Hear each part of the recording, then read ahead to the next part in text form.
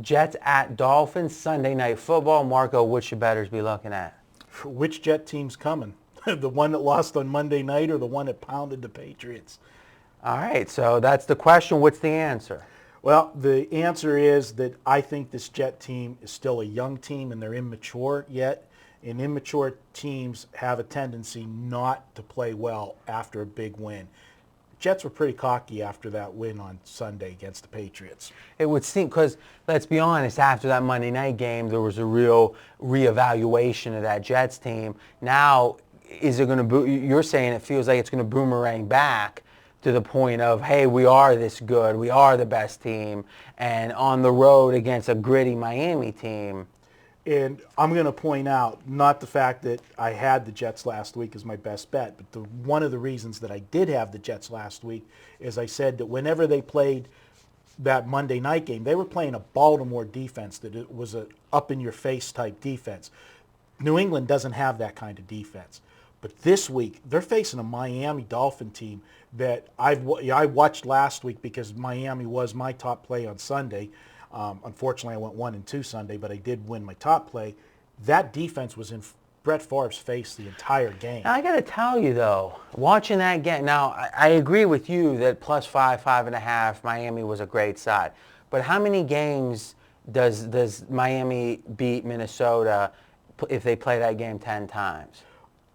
Probably, 50% at best. Yeah, I mean, it looked like Minnesota was the better team there, all things equal. Getting the points, I think Miami was the right side. I don't think that so much takes away from Miami because I think Minnesota is better than people think. I mean, playing New Orleans, first game of the year, in the Superdome, hyped up, Super Bowl champ. To me, I thought Minnesota looked pretty good. The fact that they were a couple turnovers away in this Miami game from winning, think about it. You had Favre fumbling in the end zone, stopped at the 1. That's a 14-point swing, 2 plays. I think, but I don't think that really is an indictment of this Miami team as much as I'm a bigger fan of Minnesota than I think most of the public right now. Right now, public perception, I would agree with you that there's going to be value on Minnesota down the road. And plus, when we alluded to Favre to go back, opening up the season the way he did this year as opposed to last year. He had 2 cupcakes last year in Detroit and Cleveland. This year he had to open up on the road against the Super Bowl champs Saints and then a tough game against Miami. Speaking of Miami, we talked about Notre Dame in a systemic fashion being overrated at home. Miami has covered 15 and lost 39 games at home. 15 and 39 ATS at home. I mean, that's crazy. 15 and 30 is 66%. I mean, this is like 70%. They're 30% at home, 70% losers. Does it make sense to play? Is it just a situation you should either fade Miami at home or pass the game? Do you want to play a team 30% at home over the course of 54 games? Well, there's no question past history this team was not a good team at home. Whoa. Past history. The whole thing about ATS is it accounts for how good a team is. A team can be 0-16 or 0-15, or they could be 15-0, and the line is supposed to split a true line is supposed to split the result. The fact that they're 30% at home means it would seem, are systemically overrated at home. So how good the team was or wasn't, that doesn't matter, right? There's something about that Miami home field, it would seem, that's being over accounted for. I can't argue with those numbers. Again, I'm a guy that I handicap more on the here and now and what the public perception is of the two teams right now. I will look at those things as a reference point, past history, but I don't put as much credence on it for doing my case study. All right, so what is your projection on this game? Well, one thing you haven't mentioned, this is week 3 of the NFL, and it's Miami's home opener. They played their first 2 games on the road. Mm-hmm. Not only are they getting a home opener not till week 3, but at least they're getting rewarded with it on a primetime game. They're playing it as a Sunday night game, so you've got, the added crowd, pumped up factor. I think this is going to be a war. I think Miami is an underrated 2-0 team because in the fashion they've won ugly, low-scoring games, but they're playing sound defense. I think they frustrate Sanchez. I don't think that the Jets will be able to run the ball on Miami, and that's going to force Sanchez to have to make some plays. I'm just not a fan of Sanchez as a whole. So with that said, I'm going to go with Miami. Low-scoring game, 17-13. All right, so let's talk. The home field throws me. I mean, it just seems like something why, you don't have to bet every game. My feeling is why get involved, especially if you lean Miami, which I do, other than that home field. But I look at this line at 1.5, Miami 1.5, and it makes me wonder, how underrated are they? The Jets are a team that was, looked at entering the year as a Super Bowl, a top Super Bowl contender. They, as much as we want to demonize them for that Baltimore game, they were one play away from winning that game. And then they went and really in the second half dominated the Patriots as a 3-point home dog. So my question is, Miami has looked good, but you're really only saying that the Jets are 1.5 points better. If the line should be 3 and it's 1, now coming off of 3 is bigger. But you're saying that it's pick a winner, yeah, but you're really saying that you get the Jets plus the points in this case. Does it feel like this is a value play? Because to me, the value, I mean, think about this a second. New England was, laying 3 at Jets. Okay, so now the Jets are in the New England spot as the road team, and they're getting 1.5. So you're saying there's 4.5 points of difference, where New England was considered to be relatively 4.5 points better than they're saying the Jets are of Miami. Does that seem? I'm not saying it's wrong. I'm just saying it seems like the lines maker might have caught up at this point. From the closing line, yes, I agree with you on that, making the comparison to New England. But if you remember, and we talked about that game, in detail last week, that game opened, the Jets won. Yeah. And then when we were actually doing the video, New England was won, and I said, I expect this game to go to 3. And you were right on with that. But the fact is, most people that are watching this are going to bet on game day. I agree, if the line goes up to Miami plus 3, I love Miami. At this number, it seems like the value, the adjustments have been made to show that Miami's a pretty good team. At this starting number, it does. I'll be curious to see what this game does during the week once the public actually gets involved in the game.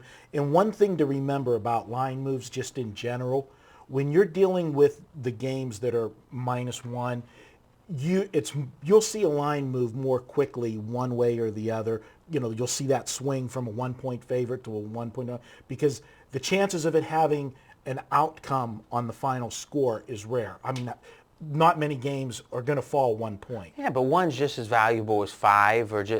So, I mean, there's certainly dead numbers, and I would agree with you, 1 is a dead number. And there's also another point to consider is when you tick from 1 to pick, it's only 1 tick. There's no -0.5. And then when you tick from pick to 1, it's just 1 tick. So it's to go from -1 to +1 is 2 ticks. That's no different than going from -5 to -6. So which is also 2 ticks. Though it seems like 2 points, it's really 2 ticks. But all right, real quick, because this to me is the key question: has Sanchez arrived? I know how fond you are of Flacco. And for dedicated watchers and listeners, they heard me lambaste you about Flacco. Unfortunately, you've been, what would you say, wrong about Flacco. Flacco is a below-average quarterback, 4 interceptions last week, looked horrible on Monday night. This guy, I don't know what's going on with him. I love it as a Steeler fan. But you say, I don't like Sanchez. But Sanchez, unless, a lot of people's take, dominated. He was the key player in the second half of that Pats game. He wasn't managing the game. He wasn't trying not to make a mistake. He was the difference maker. Could this be an arrival for him? I mean, his confidence has to be at an all-time high. Absolutely. And to go back to your Flacco for a second, my statement was most quarterbacks regress in their second year. You were listen. All you got, go to pregame.tv, and it was the Baltimore Jets. Watch it. There's no debate. You were defending Flacco. Go ahead. All right. Sanchez, in year 2, I expected a regression. He did have a good second half. But again, I will say this, and I said it at the beginning of the season, this New England Patriot defense is bad this year. You're going to see a lot of overs with the Pats this year. So you're saying it was a potential deceiving result. Yes. All right, this week's going to tell us. This week is going to be a good point. Now, one thing that I will add that is a favor for the Jets, and it's something you pointed out on Monday night that caused me a little concern with the New Orleans-San Francisco game. I'm expecting a letdown from the Jets because of the way their Dr. Jekyll, Mr. Hyde mentality has been, the way they've done it in the past. The fact that this is another primetime game, you could have that carryover effect where they are focused, and have that intensity one more week, taking it out. But they're going to be 1-2 if they don't win. True. I mean, so you got to think. And this is a big game because Miami goes to 3-0. If Miami wins it, that's a good point too. So it is a big game for the Jets. So that's one reason why you should still. Revis is out. It's announced today he's out. He's definitely out. Then that's a big that hurts them in the secondary. But Miami, they haven't shown that they can attack a secondary yet. They really have not done a lot offensively so far. It's been done with the running game and doing a lot of things off the Wildcat. And it probably speaks somewhat to this point spread as Revis too, is though it might be overrated, he's probably worth a point and a half in the public's mind, and thus you're looking at this game being pick'em or even Jets 1 if Revis was there, which might really answer the question of where the value is on this game, and maybe thinking about it, the line's about right. So, because I thought it was even pushing up where Miami was a little overrated here, but without Revis, I think the line's about right, and that's one of our mantras. The line's right 9 times out of 10, and unless you're playing just for fun, you got to be selective. One last point, and then I'll let you close. Is last year in the first game, the Wildcat, which Miami runs as well as anyone, averaged 7 yards per play against the Jets. And a lot of scouts believe that's because the Jets is such an aggressive defense, has trouble with the Wildcat. They take advantage of that. So 7 yards per play, think you get a lot of first downs that way. So I do think that's another slight advantage to Miami. Anything before we close? The only thing I'll add is I got the slight, lean to Miami at this time. This is one, as I said, I want to watch the line.